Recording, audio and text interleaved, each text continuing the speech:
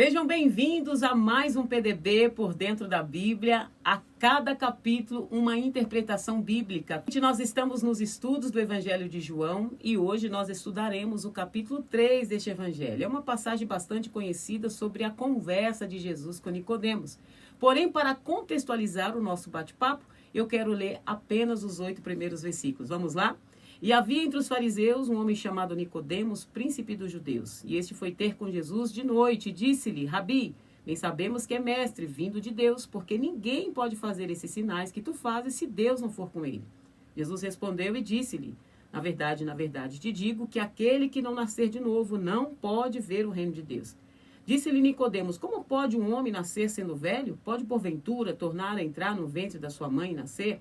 Jesus respondeu: na verdade te digo que aquele que não nascer da água e do Espírito não pode entrar no reino de Deus.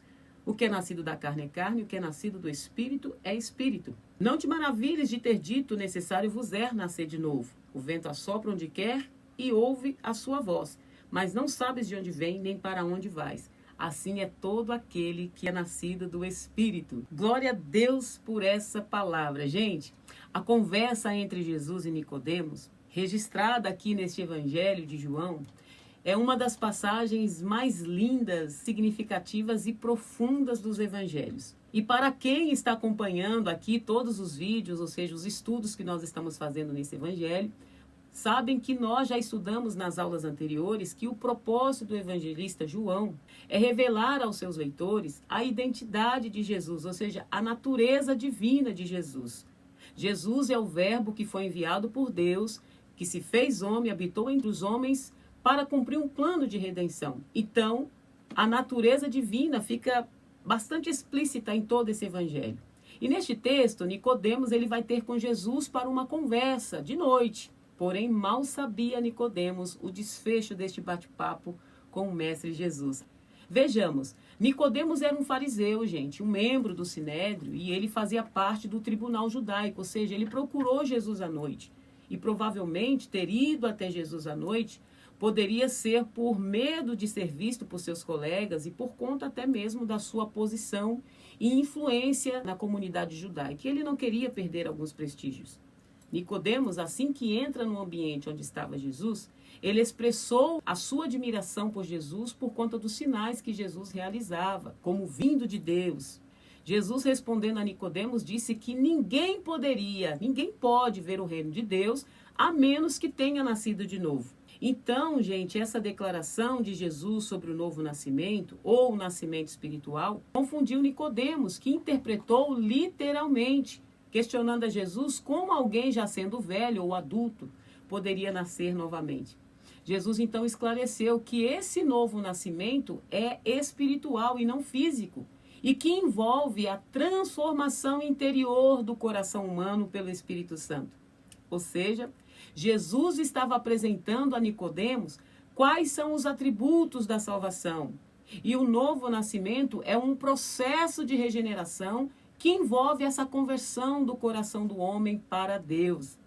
Jesus ele estava validando nesta conversa com Nicodemos que a regeneração, ou seja, o novo nascimento, é um dos critérios para alguém fazer parte do seu reino. E isso envolve reconhecer a necessidade do perdão de Deus, se arrepender dos seus pecados, ou seja, aquela pessoa precisa aceitar a graça, reconhecer Jesus como Senhor e Salvador de suas vidas. Isso é o novo nascimento.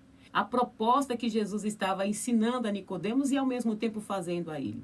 Gente, mas esse é um processo, tá? Não depende de cada um de nós. Não depende dos nossos esforços. Não depende o quanto somos bonzinhos, o quanto somos merecedores. Essa é uma benevolência. Por isso que é graça. Como diz o apóstolo Paulo, todos pecaram e destituídos foram da glória de Deus. Então essa obra não é humana, mas sim de Deus, é espiritual. O homem só precisa reconhecer que é pecador e que precisa de Jesus, independente de seus status intelectuais, sociais e econômicos. Durante a conversa, Jesus explica que ele, o Filho de Deus, foi enviado ao mundo para salvar os pecadores.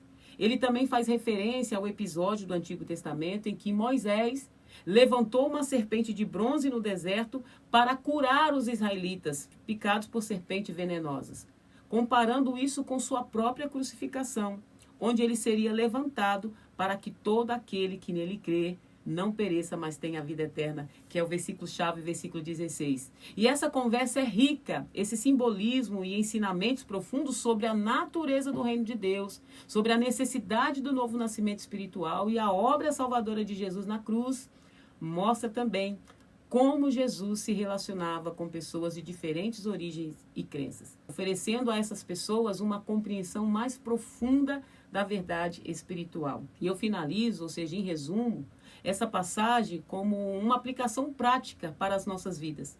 Isso inclui buscar continuamente um relacionamento íntimo com Deus. Nós devemos compartilhar o amor de Cristo com aqueles que ainda não conhecem a vida que é Jesus, para que as pessoas reflitam sobre esses valores e ensinamentos do Evangelho. E além disso, gente, essa passagem, ela nos desafia a escolher a luz de Cristo sobre as trevas do pecado, vivendo uma vida de integridade e compromisso com a verdade. E se essa mensagem fez sentido para você, deixe o seu comentário, deixe uma curtida e compartilhe com alguém que você sabe que precisa ser salvo, restaurado, acolhido por Deus através da maravilhosa graça de Jesus. Te espero no próximo PDB.